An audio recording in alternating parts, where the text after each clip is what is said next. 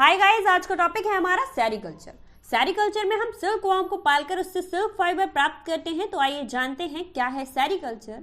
रेशम के कीड़े को पालकर उसे प्राप्त करना ही सेरीकल्चर कहलाता है। Silkworm is a moth, not a worm. Actually silkworm एक इंसेक्ट है।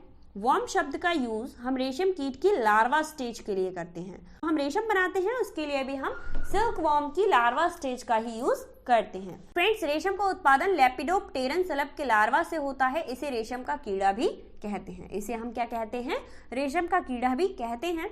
इसकी प्रमुख प्रजातियां निम्न हैं।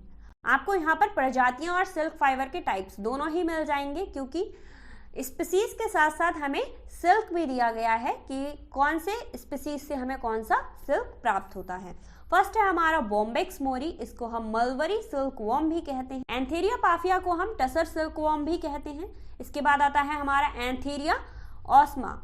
एंथेरिया ऑस्मा को हम मूंगा सिल्क वॉर्म भी कहते हैं। फर्स्ट है हमारा बॉम्बेक्स मोरी, इसको हम मलबरी सिल्क वॉर्म कहते हैं। अब मलबरी सिल्क वॉर्म इसे क्यों कहते हैं? क्योंकि ये सहसूत की पत्तियों पर पाला जाता है और सहसूत को हम मलबरी कहते हैं, इसीलिए हम इसे मलबरी सिल्क वॉर्म भी कहते हैं। तो इससे रिलेटेड पॉइंट है, यह सहसूत की पत्तियों पर मिलता है तथा पीले रंग का रेशम प्राप्त करता है। अगर आपको ऑब्जेक्टिव टाइप क्वेश्चंस में मिल जाता है कि पीले रंग का रेशम किस स्पीसीज से प्राप्त होता है, तो आपको बॉम्बेक्स मोरी टिक कर देना है। तथा भारत, जापान, फ्रांस में पाया जाता है।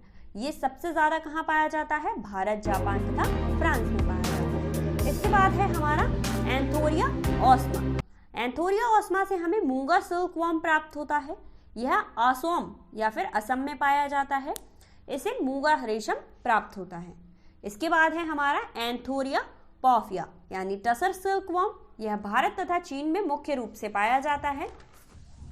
यह प्राकृतिक रूप से बेर तथा अंजीर की पत्तियों पर पाला जाता है, या फिर बेर तथा अंजीर की पत्तियों पर मिलता है। एक्चुअली इसे हम पालते नहीं हैं। इसके जो कोकून होते हैं उनको हम जंगलों से इकट्ठा करते हैं, इसीलिए यहाँ पर दिया गया है यह पाला नहीं जाता। इसके कोकून को जंगलों से एकत्र किया जाता है। इसके बाद आता है हमारा एटुअस रिस्नी यानी एरी सिल्क वॉर्म। इसकी कुछ क्वालिटीज रहती हैं। फर्स्ट, ये अरंडी के पौधों पर मिलता है, जो कि हम गांव में कहते हैं अंडी के पौधे उन्हें। यह अरंडी के पौधों पर मिलता है और अरंडी सिल्क देता है। अब अरंडी सिल्क क्यों देता है? क्योंकि ये अरंडी के पौधों पर मिलता है, इसीलिए इससे मिलने वाले सिल्क को हम अरंडी सिल्क कहते हैं। यह रेशम हल्के किस्म का रेशम होता है। हमारे देश में विभिन्न भागों में उपयुक्त कीड़ों को पालकर रेशम का उत्पादन किया जाता है, परंतु मोस्टली हम बॉम्बेक्स मोरी से जो रेशम प्राप्त होता है उसका ही उत्पादन करते हैं और उसको ही बेचते और खरीदते हैं। परंतु रेशम उद्योग में सहसूत के रेशम कीट का प्रयोग सर्वाधिक किया जाता है। यहाँ पर ये पॉइंट आपका क्लियर होता है। तो फ्रेंड्स, ये थी आपकी 4 स्पीसीज और इस टॉपिक के नोट्स के लिए आपको डिस्क्रिप्शन में PDF लिंक मिल जाएगा, वहां जाकर आप देख सकते हैं। अगर आपने जूलॉजी फर्स्ट पेपर के सारे नोट्स को नहीं देखा है तो मैं प्लेलिस्ट भी मेंशन कर दूंगी, वहां से आप सारे वीडियोस को देख सकते हैं। और जूलॉजी फर्स्ट पेपर का मैंने सिलेबस पूरा कंप्लीट कराया है। Thank you so much friends.